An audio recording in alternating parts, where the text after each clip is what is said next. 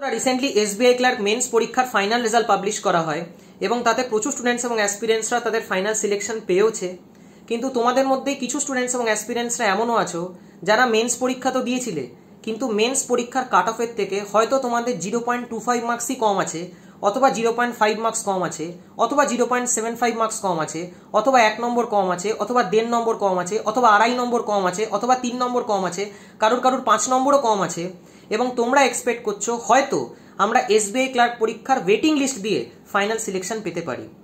এবং এই কথাটাও একদম সত্যি যে এসবিআই ক্লার্ক পরীক্ষায় প্রত্যেক বছর ফাইনাল রেজাল্টের পর ওয়েটিং লিস্ট পাবলিশ করা হয় এবং তাতেও প্রচুর প্রচুর প্রচুর স্টুডেন্টস এবং অ্যাসপিরেন্টসরা যারা হয়তো মেন্স পরীক্ষার কাট অফের থেকে 1 নম্বর, 1.5 নম্বর, 2 নম্বর, 3 নম্বর হয়তো কম পেয়েছিল, তারা তাদের ফাইনাল সিলেকশন সেইখানে পেয়ে যায়।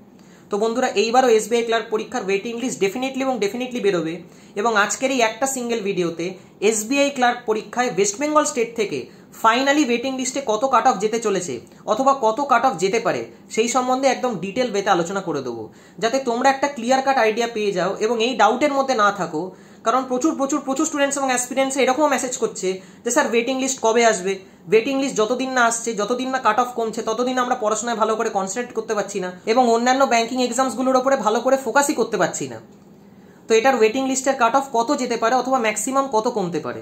তো দেখো বন্ধুরা, আমি তোমাদের জানিয়ে দিই যে এসবিআই ক্লার্ক মেন্স পরীক্ষায় ওয়েস্ট বেঙ্গল স্টেট থেকে আনরিজার্ভ ক্যাটাগরিতে এবার কাট অফ গিয়েছে 82 মার্কস, অর্থাৎ 82 নম্বর।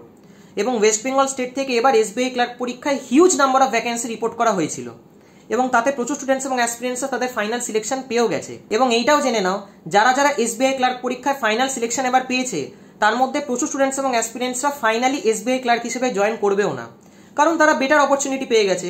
হয়তো কেউ আইবিপিএস পিওতে সিলেকশন পেয়ে গেছে, অথবা কেউ এসবিআই পিওতে সিলেকশন পেয়ে গেছে, তো তারা সেটাই চুজ করবে, এসবিআই ক্লার্কে তারা আসবে না। তো ন্যাচারালি এসবিআই ক্লার্কের কাট অফ কিছুটা কমবে এবং তোমরা এক্সপেক্ট করতে পারো যদি তোমরা আনরিজার্ভড অথবা জেনারেল ক্যাটাগরি থেকে বিলং করো, কারণ আমি এখানে আনরিজার্ভড অথবা জেনারেল ক্যাটাগরি নিয়ে আলোচনা করব। তো তোমাদের যদি আলাদা কোনো ক্যাটাগরি থাকে তো সেই হিসেবে তোমরা তোমাদের নম্বর কিছুটা কমিয়ে দেখতে পারো। কিন্তু যদি আনরিজার্ভড অথবা জেনারেল ক্যাটাগরির কথা বলি, তো ওয়েস্ট বেঙ্গল স্টেট থেকে এসবিআই ক্লার্ক মেন্সের পরীক্ষার আবার কাট অফ গিয়েছে 82 মার্কস। তো যাদের যাদের 3 নম্বর কম আছে, 3 নম্বর অথবা 3.5 নম্বর ম্যাক্সিমাম, তো তোমরা তোমাদের ওয়েটিং লিস্টে একটা ফাইনাল চান্স এক্সপেক্ট করতে পারো। এবং সেটা যে কোনো ওয়েটিং লিস্টেই হতে পারে। সেটা ফার্স্ট ওয়েটিং লিস্টে হওয়ার চান্স যদিও বা একটু কম, কিন্তু থার্ড ওয়েটিং লিস্টে অথবা সেকেন্ড ওয়েটিং লিস্টে ম্যাক্সিমাম চান্সেস যে যাদের এসবিআই ক্লার্কের মেন্সের পরীক্ষায় 82 মার্কসের থেকে 3 নম্বর অথবা 4 নম্বর অথবা 3.5 নম্বর কম গেছে, তাদের ম্যাক্সিমাম চান্সে যে তারা ফাইনাল সিলেকশন পেয়ে যাবে। অর্থাৎ তোমাদের নম্বর যদি 78 কিংবা 78.5 মার্কস কিংবা 79 মার্কস এরকম থাকে, তো তোমাদের ভীষণ ভীষণ ভীষণ হাই চান্সেস যে তোমরা এবার এসবিআই ক্লার্কের মেন্সের পরীক্ষায় ফাইনাল সিলেকশন ওয়েটিং লিস্টের মাধ্যমে পেয়ে যাবে। এবং তারই সাথে সাথে এই কথাটাও তোমাদের জানিয়ে দিই, যাদের যাদের এসবিআই ক্লার্ক মেন্স পরীক্ষায় আনরিজার্ভ ক্যাটাগরি অথবা জেনারেল ক্যাটাগরি থেকে মাত্র 0.25 মার্কস কম আছে, অথবা 0.75 মার্কস কম আছে, অথবা 1 নম্বর কম আছে, অথবা 1.5 নম্বর কম আছে, তোমরা ডেফিনেটলি এসবিআই ক্লার্কের মেন্সের পরীক্ষায় ওয়েটিং লিস্টের মাধ্যমে ফাইনাল সিলেকশন পেতে চলেছো। তো এই নিয়ে বেশি চিন্তা করো না, তোমাদের ভীষণ ভীষণ ভীষণ হাই চান্সেস ফাইনাল সিলেকশন পাওয়ার, কারণ ওয়েস্ট বেঙ্গল স্টেট থেকে এবার ভ্যাকেন্সি প্রচুর বেশি আছে। তো ন্যাচারালি আস্তে আস্তে ওয়েটিং লিস্টের কাট অফটাও কমতে থাকবে এবং ম্যাক্সিমাম রেঞ্জে যেটা আমি নিয়ে চলছি, কারণ এক্স্যাক্ট কাট অফ কারো পক্ষেই বলা পসিবল না, কিন্তু যেহেতু এবার ওয়েস্ট বেঙ্গল স্টেট থেকে এত huge number of vacancy report করা হয়েছে, তো যাদের যাদের মেন্সের কাট অফের থেকে 3 নম্বর কিংবা 3.5 নম্বর কিংবা 4 নম্বর কম আছে, আপ টু 4 মার্কস অব্দি 4 নম্বর যাদের কম আছে, তোমাদের ভীষণ ভীষণ ভীষণ হাই চান্সেস যে তোমরা এসবিআই ক্লার্কের ফাইনাল সিলেকশন পেতে চলেছো ওয়েটিং লিস্টের মাধ্যমে।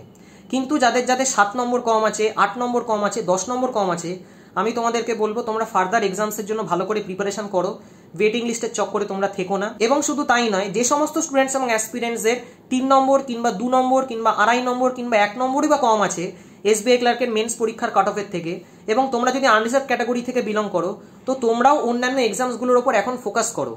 এই জিনিসটা এখন বাদ দাও মাথার থেকে যে কবে ওয়েটিং লিস্ট বেরোবে, কবে আমরা আমাদের ফাইনাল সিলেকশন পাবো।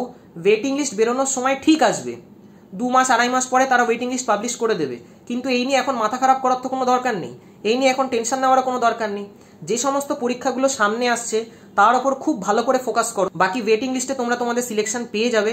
যাদের যাদের 1 নম্বর, 1.5 নম্বর, 2 নম্বর, 2.5 নম্বর, 3 নম্বর অব্দি কম আছে, খুব হাই চান্সেস যে তোমরা তোমাদের ফাইনাল সিলেকশন পেয়ে যাবে। তো আশা করি তোমাদের এই ভিডিওটা দিয়ে কিছুটা হেল্প করতে পারলাম। ভিডিওটা যদি তোমাদের ভালো লেগে থাকে তাহলে অবশ্যই লাইক এবং বন্ধুদের সাথে শেয়ার করো। Thank you.